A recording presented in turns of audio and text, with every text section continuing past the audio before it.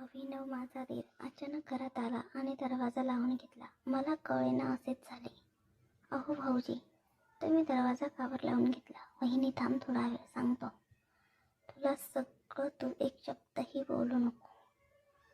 माझं नाव अभिनव आहे. मी महाराष्ट्रात राहणारा एक सॉफ्टवेअर इंजिनियर आहे. माझा मोठा भाऊ रोहन एका अमेरिकेत कंपनीत नोकरी करत होता. तो अत्यंत मेहनती आणि प्रामाणिक, आपल्या कामाबद्दल निष्ठावान होता. त्याचं एकच स्वप्न होतं, अमेरिकेत कायमस्वरूपी स्थायिक होण्याचं. रोहन सुट्टीवर भारतात आला तेव्हा त्याचं लग्न रुचिताशी ठरलं. रुचिता स्वभावाने अतिशय शांत, समंजस आणि हसमुख होती. दोघांचं आनंदात लग्न पार पडलं. परंतु लग्नानंतर काही दिवसातच रोहनला पुन्हा अमेरिकेत परतावं लागलं. रुचिताचा विजा अद्याप मंजूर झाला नव्हता, त्यामुळे तिला त्याच्यासोबत जाता आलं नाही. ती आमच्या घरीच राहिली. कोरोनाच्या काळात आमचे आई वडील दोघी कायमचे आम्हाला सोडून निघून गेले होते. त्यामुळे घरात फक्त मी आणि माझी वहिनी रुचिता एवढेच होतो. सुरुवातीचे काही दिवस काही सुरळीत सुरू होते.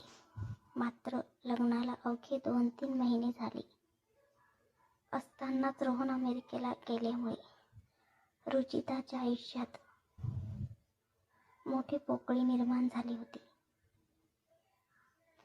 ती दिवसभरातील सर्व काम करायची. काम आटोपल्यानंतर शांतपणे आपल्या खोलीत जाऊन बसायची. दिवसागणिक तिच्या चेहऱ्यावरचं हसू कमी होत असल्यासारखं मला जाणवत होतं. मी कार्यालयात गेलो की ती दिवसभर घरात एकटीच असायची. कधी कधी ती मला फोन करून म्हणायची, अभिनव, अजून किती वेळ लागेल? घरात एकटं राहून खूप कंटाळा येतो. मी त्याला शांतपणे उत्तर द्यायचो, वहिनी, थोडा वेळ दे, मी लवकरच घरच परत येतो. घरी आल्यावर ती माझी खूप काळजी घ्यायची. माझ्यासाठी गरमागरम जेवण वाढायची, टॉवेल ठेवायची. मी दमलो असेन तर चहा करून द्यायची. मला नेहमी वाटायचं ती मला आपल्या धाकट्या भावाप्रमाणेच जपत आहे. एक संध्याकाळी मी कार्यालयातून घरी आलो. वहिनी अंगणात एकटीच शांत बसली होती. आकाशाकडे पाहत होती. मी तिच्याजवळ जाऊन विचारले, वहिनी, सर्व काही ठीक आहे ना? ती हलकसं हसली. हो, सर्व ठीक आहे. पण तिच्या डोळ्यातील अश्रू, तिच्या मनातला गोंधळ, तिचं मन किती दुःखी आहे हे स्पष्ट सांगत होतं. दुसऱ्या दिवशी तिचा फोन आला, अभिनव, आज शक्य असेल तर थोडं लवकर घरी येशील का? मला तुझ्याशी महत्त्वाचं बोलायचं आहे. मी तातडीने घरी पोचलो. वहिनीला माझ्याशी काय बोलायचं आहे ते मला आता अस्वस्थ करत होतं. टेबलावर रोहनने अमेरिकेतून पाठवलेले पत्र आणि काही कागदपत्र ठेवलेली होती. रुचिता शांत आवाजात म्हणाली, माझा विजा पुन्हा नाकारला गेला आहे. आता पुढे काय करावं ते समजत नाही. हे बोलताना तिचे डोळे पाणावले.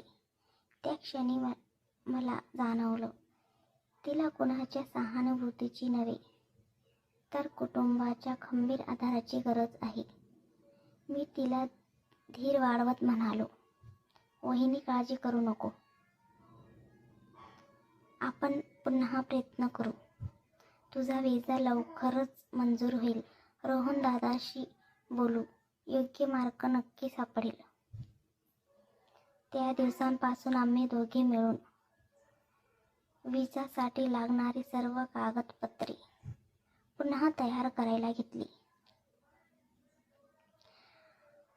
आता कागदपत्र तयार करायला सुरुवातही केली. परंतु काही दिवसांनी अमेरिकेतून आलेला फोन, एका फोनने आमच्या आयुष्य उलथापालथ करून टाकलं. आयुष्याला अनपेक्षित वळण दिलं. फोनवर बातम्या ऐकताच माझ्या हातातील मोबाईल खाली पडला. कारण रोहनबद्दल समोर आलेलं सत्य आम्हाला आमच्या कल्पनेच्याही पलीकडचं होतं. आम्ही सगळे रोहनची आतुरतेने वाट बघत होते. पण रोहनला जाऊन 1 वर्ष झाला होता. रोहनने त्यांचं आयुष्य असं सुरू केलं ते आम्हाला त्याच्या या एक फोन कॉलमुळे आल्यावर सत्य कळलं. त्यासाठी स्टोरीचा पुढचा भाग लवकरच घेऊन येईल.